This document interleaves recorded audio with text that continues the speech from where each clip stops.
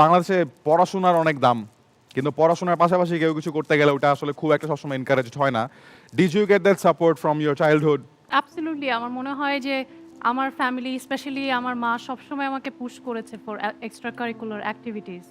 ছোটবেলা থেকেই কবিতা, নাচ, গান এগুলোর মধ্যেই আমি আসলে বড় হয়েছি। যদিও আমার ফ্যামিলি ২ ফ্যামিলির কেউ মিডিয়ার সাথে জড়িতই না। তো সেই জায়গা থেকে কখনো কেউ ভাবেইনি যে আমি আজকে অ্যাক্টিং করব বা গান গাবো। কিন্তু সবসময় আসলে আমার বাবা-মা চেয়েছে যে যে আমার মেয়ে এট লিস্ট একটা এক্সট্রা কারিকুলার অ্যাক্টিভিটিসে থাকুক। ওর মেধা বিকাশের জন্য হোক বা যে কারণেই হোক।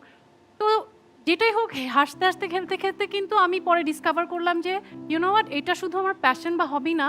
এটা আসলে আমার এখন প্রফেশন হয়ে গেছে। ডাক্তার হতে হবে, সবাই হাত তুলে, ইঞ্জিনিয়ার হতে হবে হাত তুলে।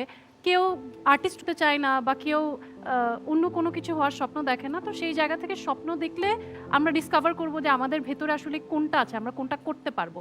সবার দ্বারা যেমন ডাক্তার হওয়া সম্ভব না, সবার দ্বারা আর্টিস্ট হওয়া সম্ভব। তো আমি কোনটা হতে চাই এটা ভেতর থেকে একটা inner calling. When you feel that, definitely pursue that.